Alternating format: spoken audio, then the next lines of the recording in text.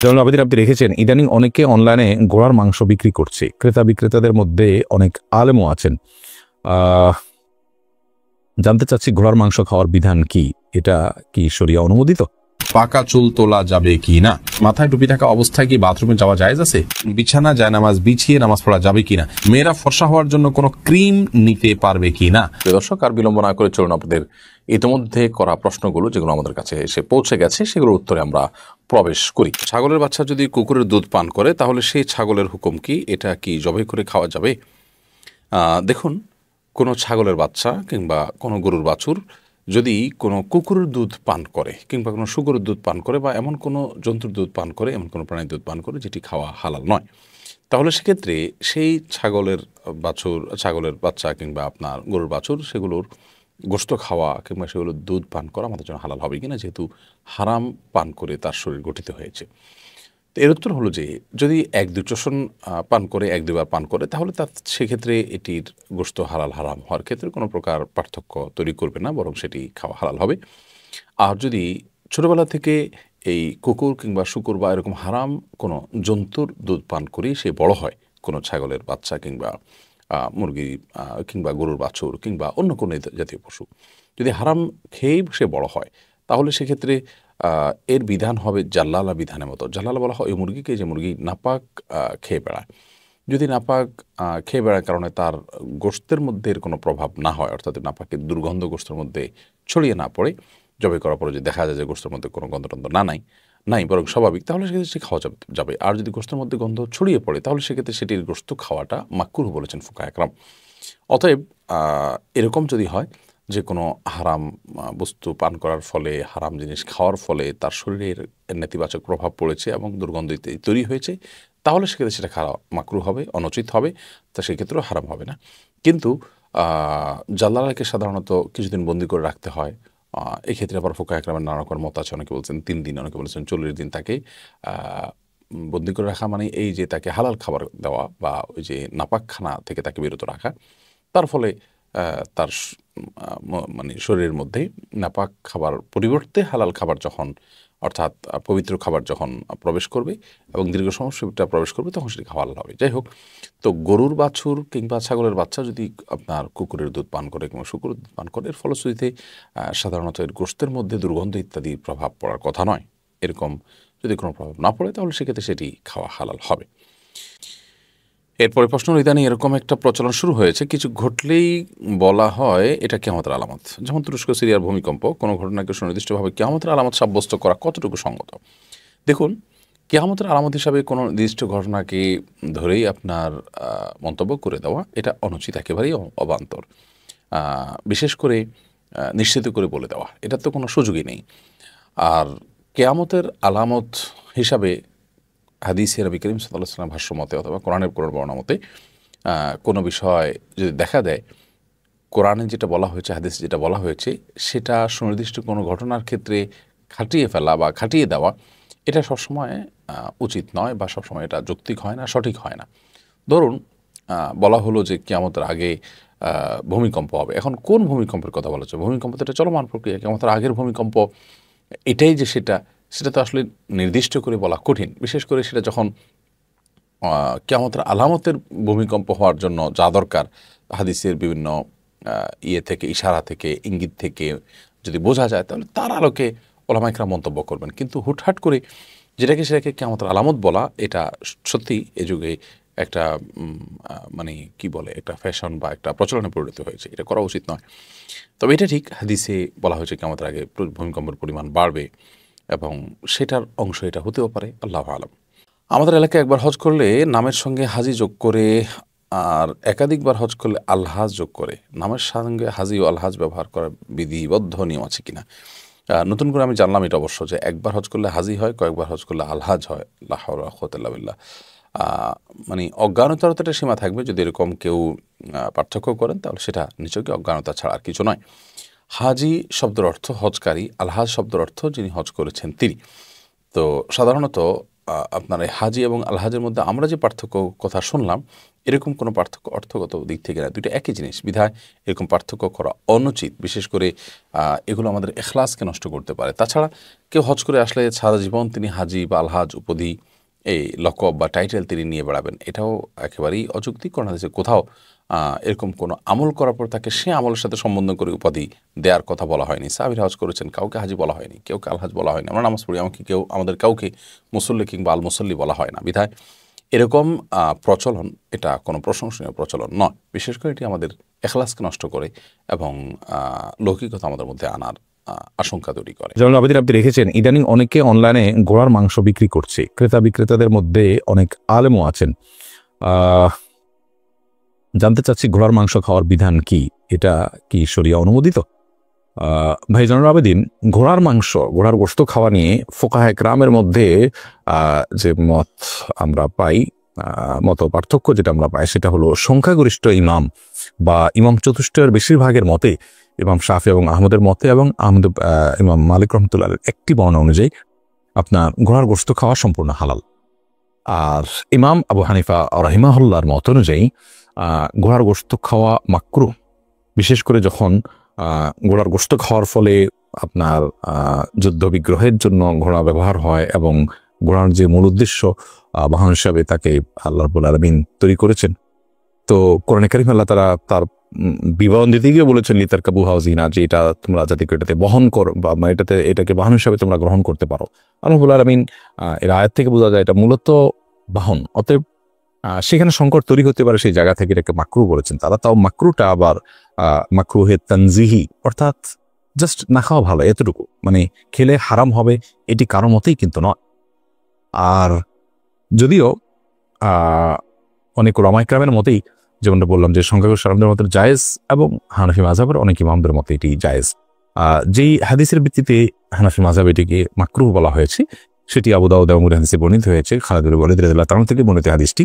সে হাদিসের সনদ সম্পর্কে অবশ্য অনেক উলামায়ে কেরাম আপত্তি তুলেছেন যে সেটি বিশুদ্ধতার মানদণ্ডে উত্তীর্ণ বা সেটার দায়ীফ হওয়া নিয়ে আপনার অনেক উলামায়ে কেরাম কিন্তু কথা তুলেছেন।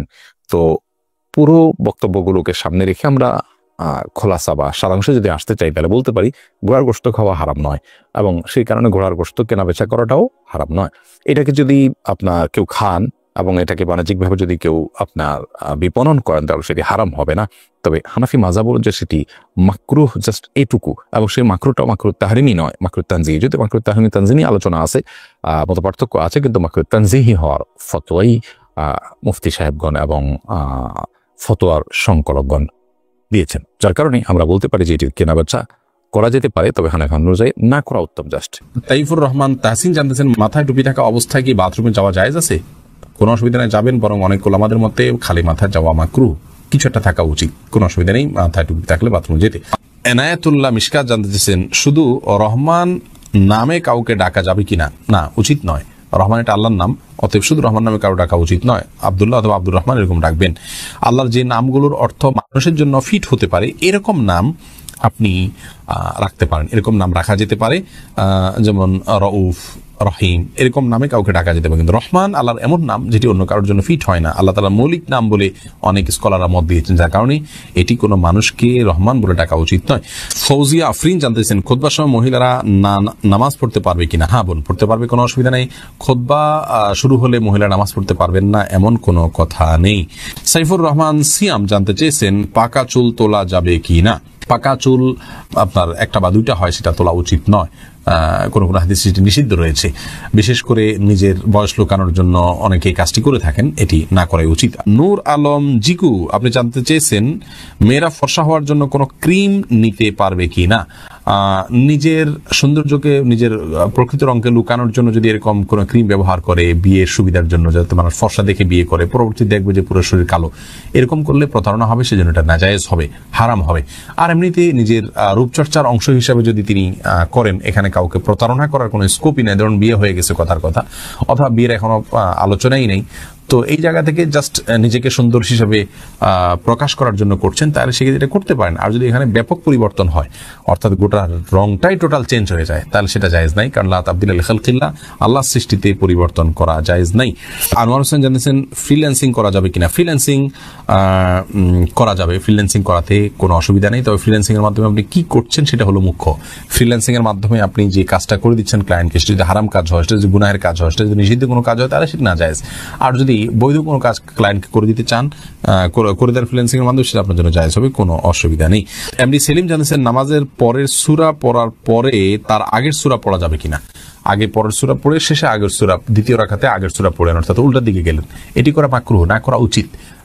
সিরিয়াল মেনটেন করতে পারলে ভালো, কিন্তু যদি এরকম কেউ করেন, কোনো নামাজ হবে না এরকম কোনো সমস্যা নেই, নামাজ হয়ে যাবে ইনশাআল্লাহ তাআলা। মুদাররিসুন ফাহিম আপনি জানতে চেয়েছেন, ছোটবেলায় ফল চুরি করে খেয়ে থাকলে কি বড় হয়ে মালিকের কাছে গিয়ে মাপ চাইতে হবে? ছোটবেলায় যদি ফল চুরি করে খেয়ে থাকেন, বড় হওয়ার পর মালিকের কাছে মাপ চাওয়ার সুযোগ থাকলে চাইবেন, নিশ্চয়ই মালিক মাফ করে দিবেন, এতে কোনো সন্দেহ নেই। অতএব সুযোগ থাকলে অবশ্যই চাইবেন।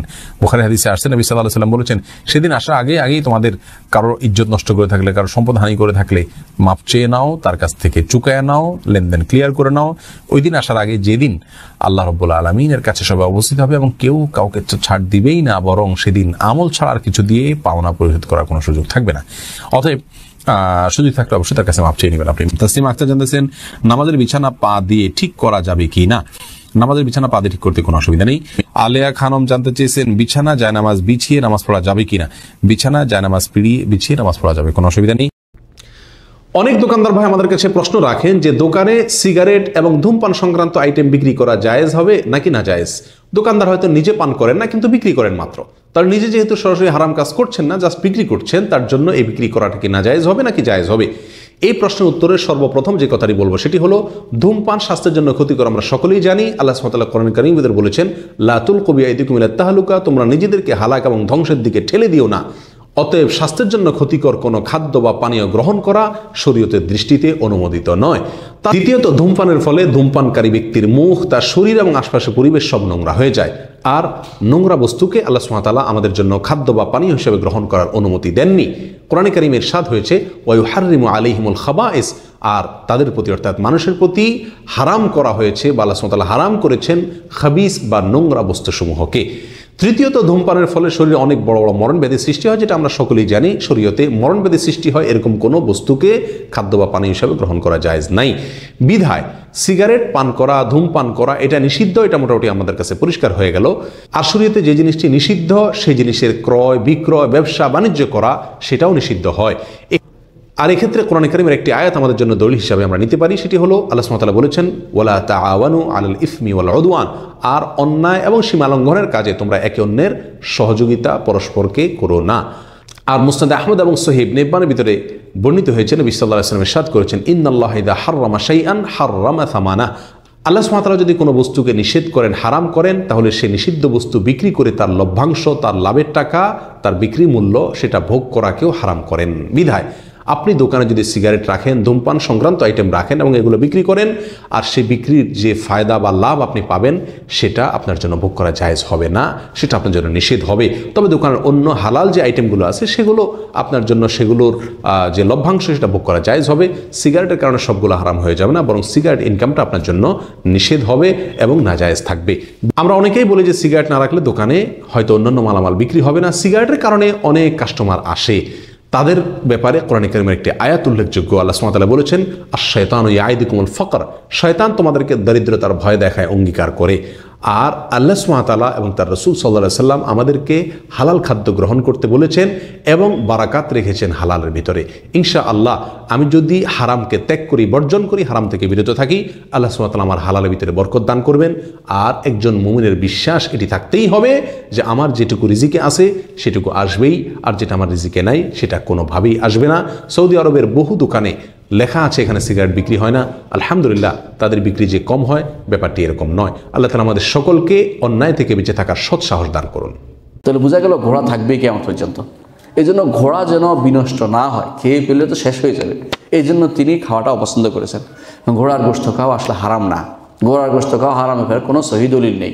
বরং রাসূলুল্লাহ সাল্লাল্লাহু আলাইহি ওয়াসাল্লামের যুগে একবার ঘোড়ার গোশত খেয়েছেন, প্রমাণ পাওয়া গেছে। সাহাবায়ে কেরাম ঘোড়ার গোশত খেয়েছেন, প্রমাণিত সত্য এটা।